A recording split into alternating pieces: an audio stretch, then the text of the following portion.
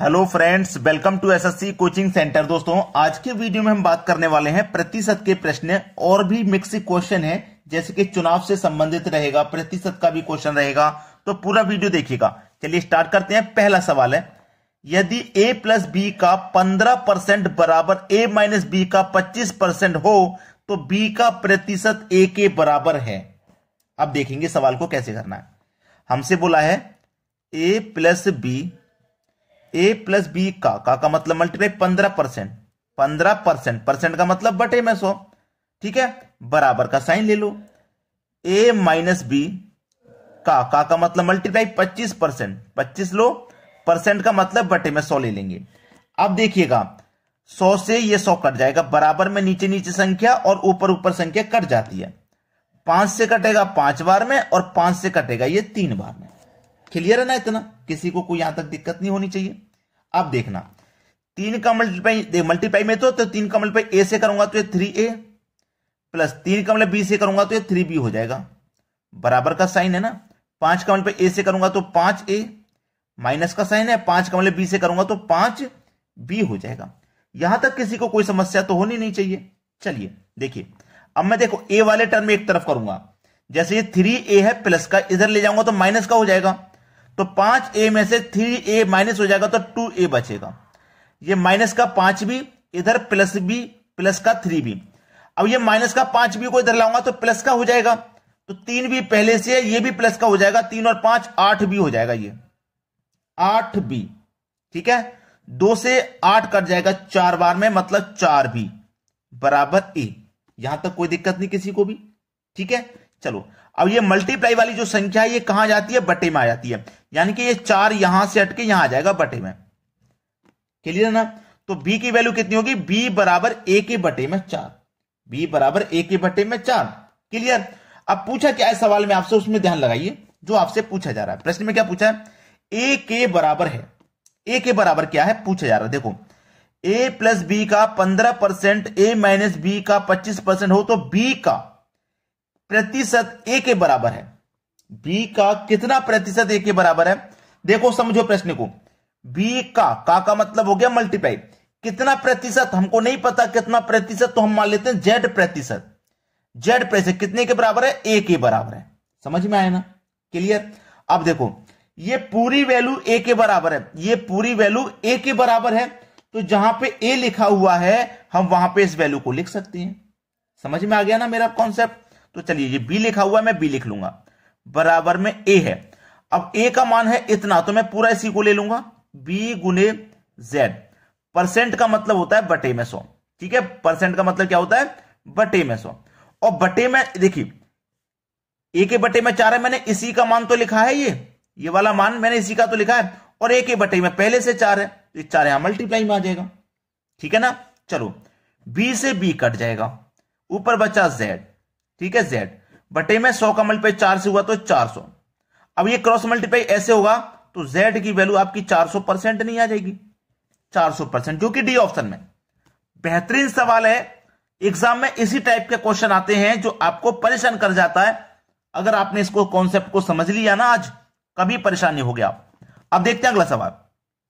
अगला प्रश्न है, एक चुनाव में 2 उम्मीदवार थे, एक उम्मीदवार को 38% मिले और वह 7200 मतों से पराजित हो गया। वैध मतों की कुल संख्या कितनी थी? वैध मतों की जो भी संख्या रही होगी अपने आप में 100% होगी। जितने भी टोटल वोट होंगे अपने आप में 100% होंगे। 100 में से एक उम्मीदवार ने प्राप्त किए हैं 38%। अब 100 में से एक ने 38% प्राप्त किए हैं, तो दूसरे वाले ने कितने किए होंगे? 100 में से 62% प्राप्त किए होंगे, ठीक है। अब हार कौन रहा है? जिसे कम मिले हैं। तो इस 62% वाले से इसको कितना कम मिला है? देखो, 62% वाले से इसको कितना कम मिला है? इसको 24% कम मिला है, यानी कि ये 24% से हार रहा है, 24% से हार रहा है। और वोटों से कितने से हार रहा है? 72 वोटों से हार रहा है, 7200, यानी कि 24% की वैल्यू 7200 के बराबर है। आपको कुल संख्या निकालनी है, यानी कि 100% का मान, ठीक है। तो आपको 100% का मान निकालना है, तो क्या करेंगे? इस 72 में इस 24 से डिवाइड कर देंगे। 100% का मान निकालने के लिए 100 से मल्टीप्लाई कर देंगे, आंसर आ गया। 24 से 72 3 बार में कट जाएगा और 3 जीरो लगा दो। 300 का मल्टीप्लाई 100 से कर दीजिए, आंसर आ जाएगा 30,000। सवाल खत्म। 30,000 जो कि हमारे डी ऑप्शन में दिया गया है। ये क्लियर आपका आंसर है। अब देखते हैं अगला प्रश्न। अगला प्रश्न है y में से y के x% घटाने का अर्थ y को निम्नलिखित में से किससे गुना करना है। क्या सवाल है भाई, बेहतरीन। y में से y के x% घटाने का अर्थ y को निम्नलिखित में से किससे गुना करना है। बहुत सारे बच्चों को तो सवाल ही समझ में नहीं आएगा, लेकिन स्टेप बाय स्टेप चलना। सवाल मात्र 5 सेकंड का है। उसने बोला है कि y में से किसके y के x% घटाने पर, y में से y के का की के का मतलब क्या होता है, मल्टीप्लाई। x% x लिखो, परसेंट का मतलब बताया हुआ है मैंने बटे में 100। तो देखो y में से y के x% घटाने पर, घटाने का मतलब यहां घटाना है, ठीक है। घटाने का अर्थ y को निम्नलिखित में से किससे गुना करना है, ठीक है। अब इसको देखो आसानी से कर पाएंगे आप। y, ठीक है, यानी कि ये वाला y और ये वाला y कॉमन आ गया, बाहर कॉमन आ गया ना। अब ये वाला y यहां से कॉमन चला गया तो यहां 1 बचेगा, इसके स्थान पर क्या बचेगा, 1। अब माइनस का गुना अंदर होगा तो ये माइनस हो जाएगा। यहां पे हमारा x है, बटे में 100 हो जाएगा। अब देखो ये वाला सेम टू सेम कहां पे है, किस ऑप्शन में, कहीं पे दे रखा है, कहीं पे दे रखा है।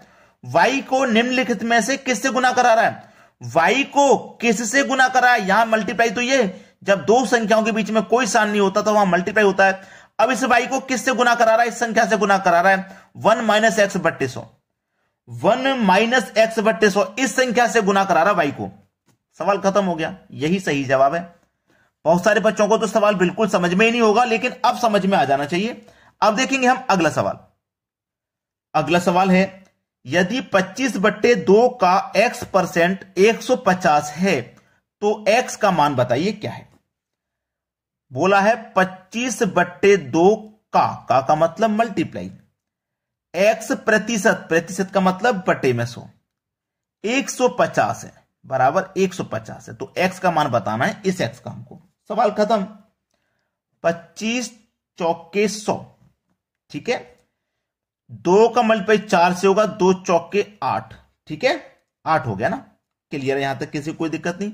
ऊपर हमारा x है, बटे में 8 है, बराबर में 150 है, ठीक है ना।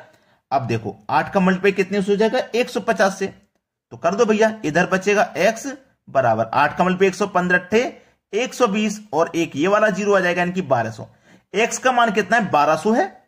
बी ऑप्शन सही जवाब। अब देखते हैं अगला प्रश्न। अगला प्रश्न है, यदि x माइनस y का 50% बराबर x प्लस y का 30%, तो x का कितने प्रतिशत y है। एक सवाल मैंने आपको ऐसा कराया था, लेकिन अब आपको और अच्छे से क्लियर हो जाएगा। बोला है x का कितने प्रतिशत y है। देखो x का मतलब मल्टीप्लाई, कितना प्रतिशत y है नहीं पता हमें कितना प्रतिशत, तो हम मान लेते हैं z प्रतिशत है। कितना है, z प्रतिशत, क्या है, y है। x का मतलब मल्टीप्लाई, कितने प्रतिशत नहीं पता था कितने प्रतिशत, तो हमने मान लिया z%, क्या है, y है। अब y के स्थान पे आप ये पूरा मान रख सकते हो। चलिए सॉल्व कर लीजिए। अब x माइनस y, ठीक है, इनटू का मतलब मल्टीप्लाई 50%, 50% का मतलब बटे में 100 होता है, बटे में 100। x प्लस y का मतलब मल्टीप्लाई 30%, परसेंट का मतलब बटे में 100। तो 100 से 100 ये कैंसिल हो जाएगा, कैंसिल आपने कर दिया ना, और 0 से ये 0 कट गया, ठीक है। चलो 5 का मल्टीप्लाई x से करेंगे तो 5x, माइनस का साइन है माइनस ले लो। 5 का y से करेंगे तो 5y बराबर 3 का x से करेंगे तो 3x प्लस 3 का y से करेंगे तो 3y। अब टर्म अलग अलग कर लो, y वाले एक तरफ, x वाले एक तरफ। चलो x वाले मैं एक तरफ करूंगा, समझना। ये प्लस का 3x है, मैं इधर लेके आऊंगा तो माइनस का हो जाएगा, तो 5x में से 3x माइनस हो जाएगा, तो केवल 2x बचेगा बराबर। ये माइनस का 5y इधर आके प्लस का 5y हो जाएगा, तो प्लस का 5y और 3y मिलकर के 8y हो जाएगा। समझ में आ गया ना। 2 से 8 कट जाएगा 4 बार में, यानी कि x बराबर 4y। समझ में आ गया ना। अब देखो मल्टीप्लाई वाली संख्या कहां जाएगी, बटे में आ जाएगी, यानी कि x के बटे में 4 बराबर y। सवाल यहां तक आसानी से आपकी समझ में आ गया है, किसी को कोई दिक्कत नहीं है। चलो x के बटे में 4 बराबर y, और y की जगह हम ये पूरा मान रख सकते हैं क्योंकि ये y के बराबर है, तो रख दीजिए बस, सवाल यही आ जाएगा x गुने z परसेंट, परसेंट का मतलब बटे में 100। हो गया सवाल खत्म के नहीं हुआ। x से x कट जाएगा और 4 से 100 कट जाएगा 25 बार में, तो z की वैल्यू कितनी 25%, जो कि हमारे पहले ही ऑप्शन में। तो भाई बिना लाइक करे आपको जाना नहीं है, वीडियो को देखा पसंद आया लाइक करना है और शेयर करना है, इतना काम आपको करके जाना है। ठीक है दोस्तों, वीडियो देखने के लिए बहुत बहुत धन्यवाद।